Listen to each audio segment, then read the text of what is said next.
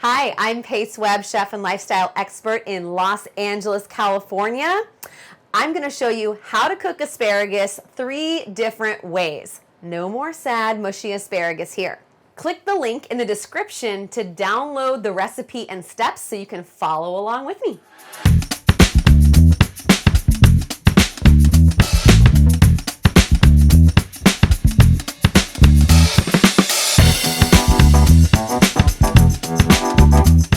Asparagus is such an elegant vegetable. Isn't it just like fancy all of a sudden? It must be the shapes, right? It is typically in season in the springtime, and that's when it tastes its best because it's in season. And asparagus likes to be cooked a few different ways. I mean, more than a few, but the ways that I'm going to show you is how to blanch and shock asparagus, saute asparagus, and how to roast asparagus. So I think of blanching and shocking, you're like, what are we talking about here? Well, blanching, by definition, just means to submerge something, usually a vegetable, into boiling, heavily salted water that tastes like the ocean for a brief period of time, anywhere from like just in and out, or maybe it's a few minutes. And the idea behind blanching and shocking simply meaning to submerge something into cold water, basically means to stop the cooking, okay? So you don't want it to cook anymore. And I love this technique with vegetables served room temperature or cold on a crudité platter with some dips.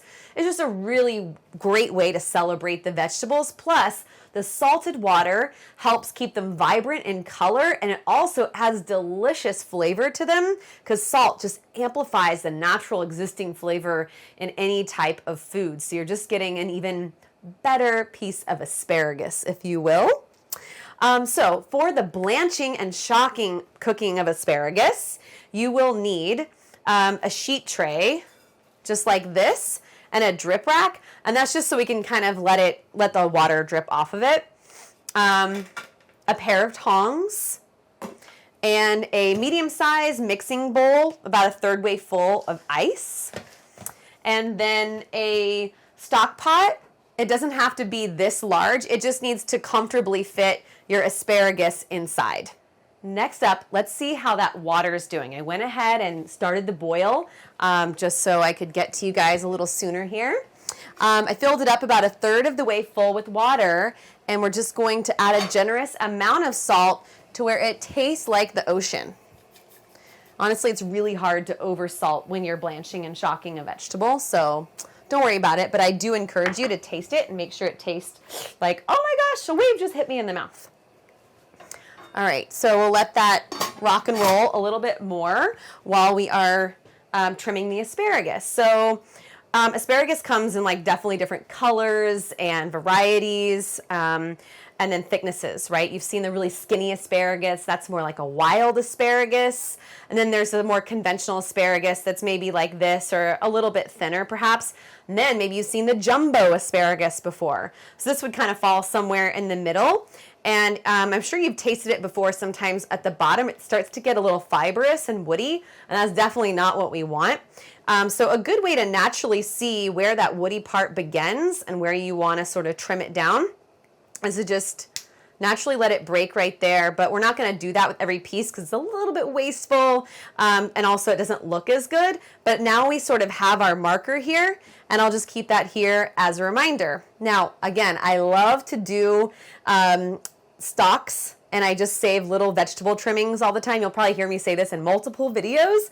And I put them in a Ziploc freezer bag until I have enough to make a delicious stock with. So we'll take the asparagus like this and then just do a nice little trim here, and we'll get to going until we have all of our asparagus trimmed. Here we go. Beautiful, just beautiful.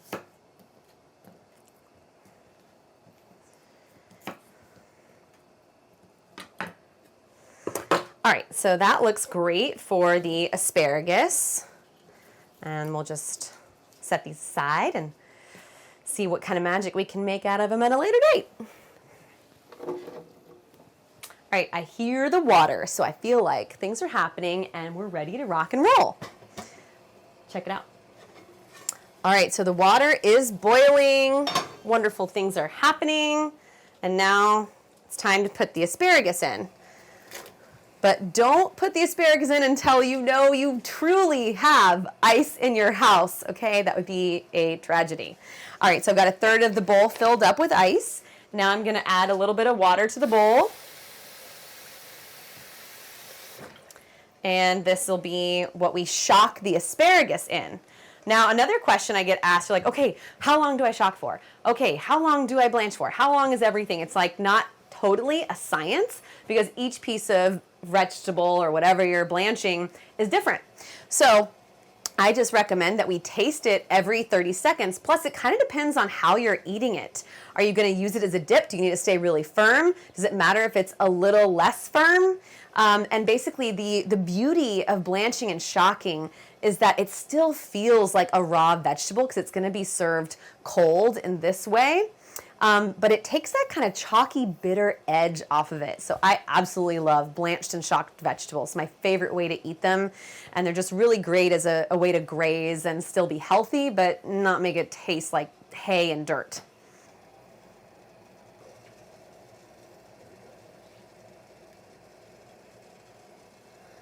All right, I'm feeling like these are ready and I want them to stay pretty firm. So let's come over here and just shock for a minute. Just enough to stop the cooking, cool it down. And let's take a bite. That definitely passed the test of taking that kind of raw, chalky edge off. So I'm good to go there. And we'll take the rest out and turn off the heat. And we'll just all go here.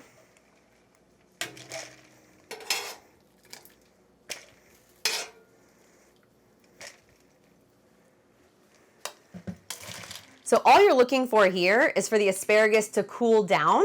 There's no real benefit to leave it in there in the ice water once it's cooled down. And for the last step, we're just gonna take these out here and lay it here so that all the excess water runs off. Because I think that's really nice before you enjoy your snacks, is that they're not dripping in water. And you can leave these in the refrigerator for a few hours. So if you're trying to, do a little something in advance and serve something cold, especially like a crudité platter, this is a total make ahead, no problem situation.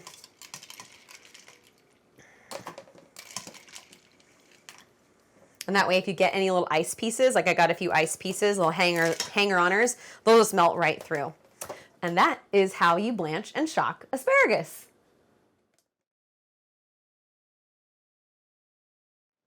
Now that you have mastered blanching and shocking asparagus, I'm going to show you how to saute asparagus. So you will need a medium-sized saute pan, like so, some tongs, and a cutting board. Now in terms of other utensils, I'm going to have a knife because we're going to trim the asparagus again. And then this is totally optional because I'm going to season it with a little bit of lemon zest. And this is a microplane, but again, it's totally optional. And then a big old bunch of asparagus. So I'm going to go ahead and heat up the pan a little bit, dry, nothing in it, so that once we add in the oil and the asparagus, it's hot and it makes that sound, and that's what we're going for here, okay? So while that's doing its thing, let's take a look, and we're just gonna go through the same process to trim the asparagus again. So taking a look here, that's about where it wants to be cut. So I'll show you another way. You don't want to do a bias cut. You're like, I just need to get it done. That's even easier to just line it all up and cut it like this. Okay, there you go. And again, you can save those scraps for a delicious asparagus soup, vegetable soup. Asparagus, I would say, is a very overpowering flavor.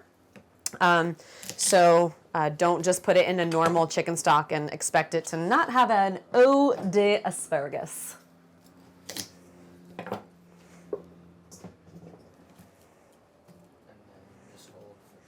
All right, let's check out and see how hot the pan is.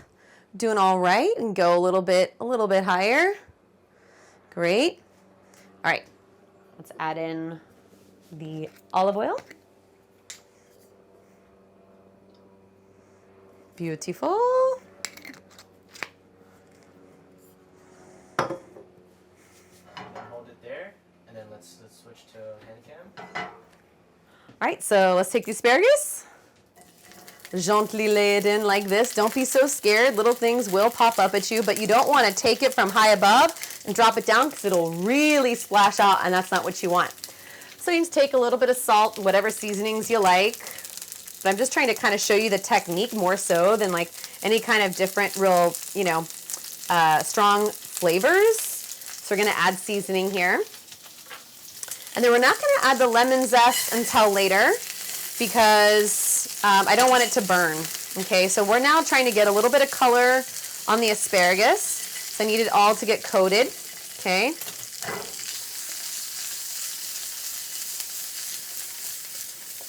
There we go. Okay, so my asparagus is all coated, and because I'm a weirdo, I need it to stay facing the same way. Okay. Great, and I think I'll have to add on the vent now to prevent the smoke alarm. So I'll just talk louder, but that's okay, because I'm really loud anyway. All right, so we're just kind of letting it do its thing. Now, one common thing that I see in sauteing that I want to help you guys understand is they're like constantly agitating the pan and what's in the pan. You have to kind of like stir it and leave it alone because it needs time to actually touch the pan.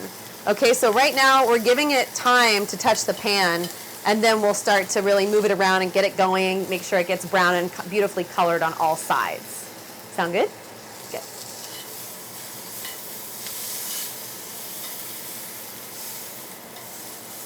Now things are happening. Look at that. Look at that color. Look at that. See that right there? Beautiful.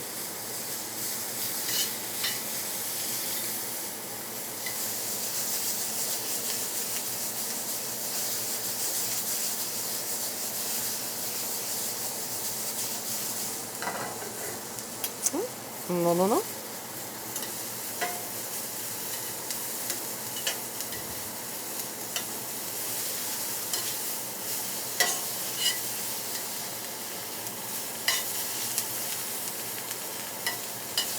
All right, do you see this beautiful color? Look at those nice little bits of brown. Oh my gosh, it smells beautiful. It just like looks like spring. It's exciting to me. It's very, very exciting. All right, we'll go ahead and kill the fan.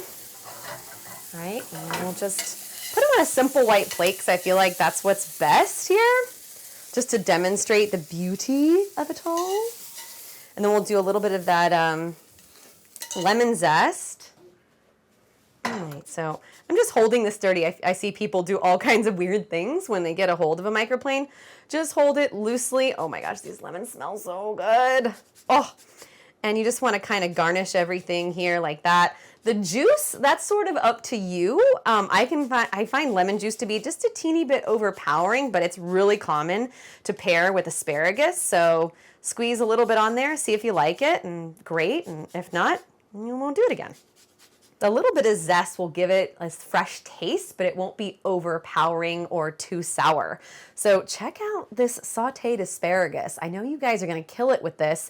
This is looking a lot closer to a finished dish.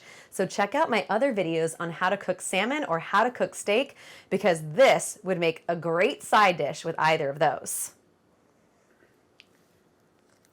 Oh my gosh, so simple, flavorful. Got that great little bit of sauteed char. Heavenly.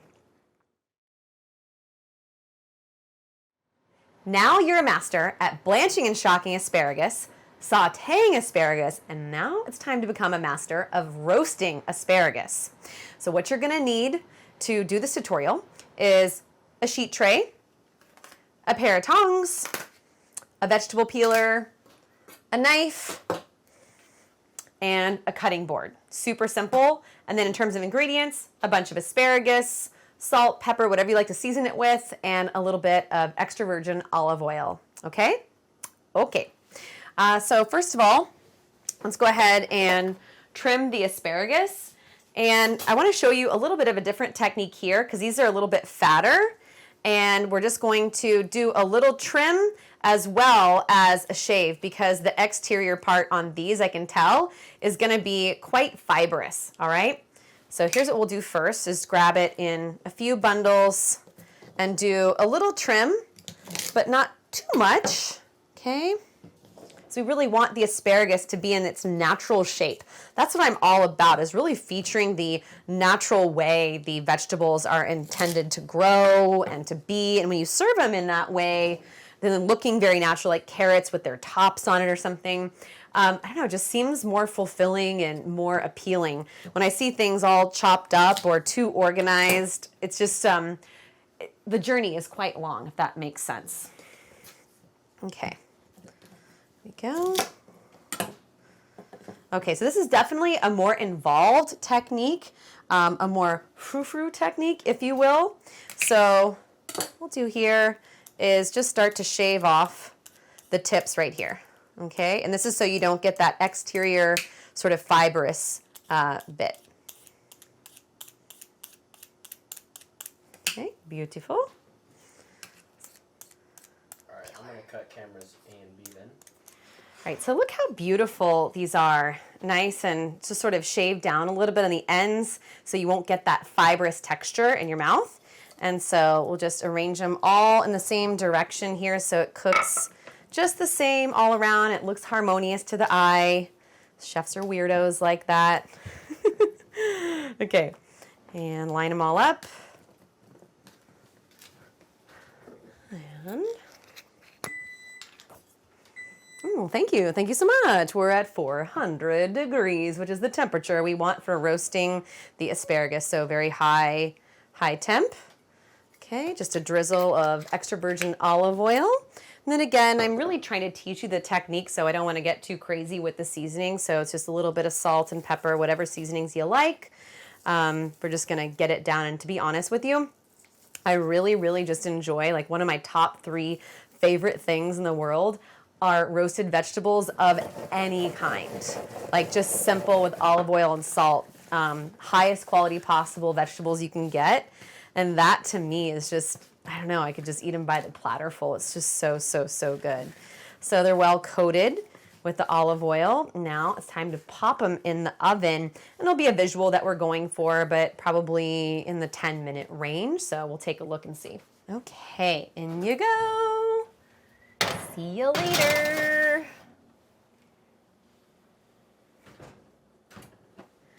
The asparagus is ready. It's just been a little over 10 minutes. Ooh, baby, baby. So elegant. Doesn't that look so, so lovely? Oh my gosh, just gorgeous. All right, we'll plate it up here. So it looks pretty similar to the sauteed asparagus. But it's got those really elegant end pieces here that we so carefully shaved off.